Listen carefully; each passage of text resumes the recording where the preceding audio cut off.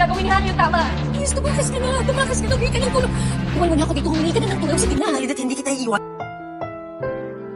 Ang susunod na programa ay rated PG. Ito ay nangangailangan ng patnubay at gabay ng magulang para sa mga batang manonood.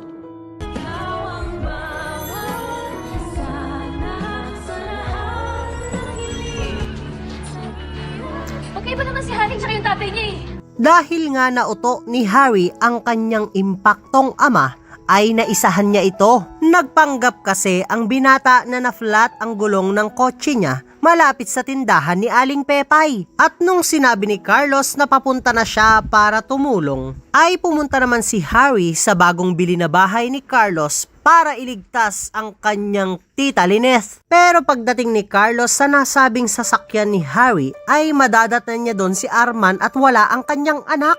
Itatanong naman ng impaktong doktor sa chismosong caretaker na si Arman kung nasaan daw ang may-ari ng kotse na yon. Sasabihin naman ni Arman na yung chismosong bata daw ang may-ari ng kotse na yon. Tatanungin naman ni Carlos kung bakit tinawag na chismoso si Harry nang mas chismosong si Arman. At dito na nga ipapaliwanag ng marites na si Arman na naikwento niya ang tungkol kay Lineth. At tulad ng dati ay magkukulay talong na naman sa galit itong si Carlos. At agad itong uuwi dahil nakutuban niyang ililigtas ng kanyang anak ang kanyang tita Lineth. Pero dahil hirap nang makalakad ang titang ina ni Harry na si Lineth, ay papasanin niya ito para maibaba niya ng hagdan at mailabas ng pamamahay. Pero dahil nga nalaglag ang phone ni Harry ay hindi agad ito makakahingi ng tulong. Pero bakit nga ba kasi ang mga bida dito sa sobrang tatanga ay hindi ka agad humingi ng tulong? Lagi naman silang may dalang cellphone. Naka-iPhone pa nga sila lahat.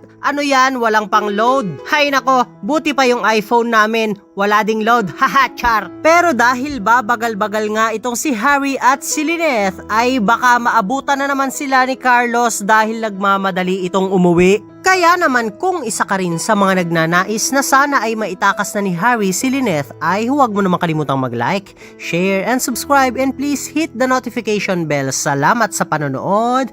Paalam!